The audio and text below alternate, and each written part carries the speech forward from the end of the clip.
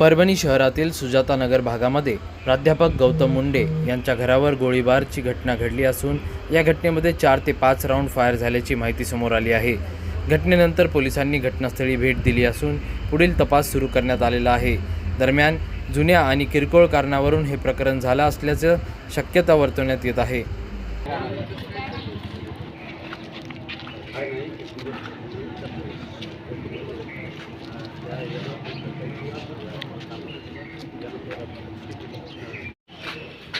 परभणी शहरातील सुजाता नगर भागामध्ये घरावर गोळीबार।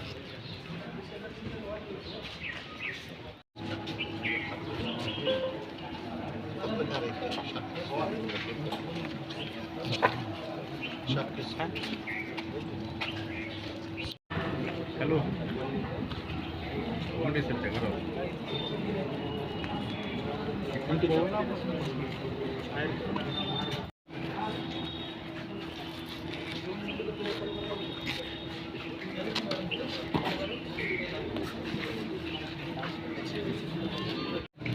काय बोललं डीजी कंट्रोलचा फोन आला आपली माहिती राहिली म्हणून ते दोनच गुन्हे आहेत ना, एक किंवा दोनच आहेत बघा। हा प्रकार घडलेला आहे।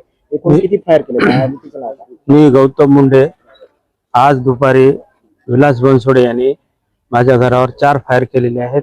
घरातल्या सगळ्या वस्तूचं नुकसान केलेलं आहे। घराच्या काचा फोडलेल्या आहेत आणि प्रचंड नुकसान केलेले आहे। वॉशिंग मशीन फोडलेली आहे। घरामध्ये एकदम घुसला होता तो आणि एकदम घरात धुडघूस घातला। त्याच्याकडे पिस्टल होता, कुऱ्हाड होती आणि अत्यंत मध्य खूप दारू पिलेला होता आणि सगळ्या पिक्चर स्टाईल असं सगळीकडे तो रिव्हॉल्वर घेऊन असा फिरू लागला। कोणी यायचं नाही मध्ये असं अशा धमक्या देऊ लागला आणि त्याने एकूणच सगळं वातावरण दूषित केलेलं आहे। वाद काय होता? वाद काहीच नाही। रात्री जयंतीच्या मिरवणुकीमध्ये डीजे थोडं पुढे घ्या सांगितलं, असं बोलल्याच्या नंतर त्यांना डायरेक्ट शिवी दिली। भाडखाऊ म्हणला, जा तुझ्याकडे माझे पैसे, तू कायला सांगायला? मी म्हणलं ते पैसे वेगळं, नंतर जयंती आपल्या पुढे जाऊ द्या। ते म्हणजे तुला काय करायचं? मी म्हणलं आमचं डीजे बंद पडलाय, आमची मिरवणूक आता येणार नाही, विलास तू जाऊ दे, तू जाय म्हणे। शिनारीच्या आसन तसं घाण घाण बोलू लागला। तर मग मला थोडा राग आला, त्याला घरी गेला। पुन्हा त्याच्या भावाने पकडून नेलं, माझ्यासोबतच होते ते भाऊ। म्हणले चल रे भाई, तू पिलेला आहे। पण मी पोलीस स्टेशनला गेलो, पण नंतर फिर्याद नोंदवायची, पण मग काय विचार केला जयंतीमध्ये नको अशा प्रकार घडायला। वेगळा मेसेज आहे, बाबासाहेब आंबेडकरांच्या जयंतीत गालबोट लागल या हेतून मी वापस आलो।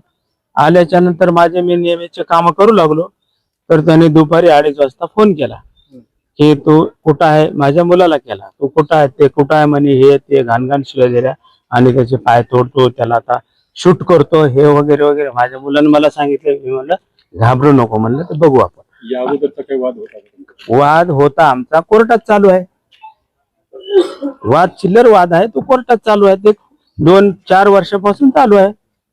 आता कोर्ट जे निर्णय देईल ते आपल्याला मान्य आहे ना, पण हे काही कारण नव्हतं रात्री वाद करायचं। कोर्टाचा काही संबंध, पण त्यानं पूर्वग्रह दूषित त्याच्या मनामध्ये आहे, त्यानं त्या पद्धतीनं रात्री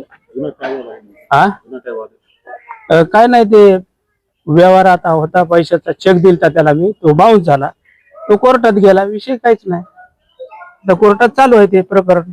फिर्याद वगैरे दिली का? हा द्यायची, आता जाऊ लागलो, पण SP साहेब आले, सगळे आले, फोन आला, घरचे गेले। प्रतिनिधी रियाज कुरेशी, DLP न्यूज, परभणी।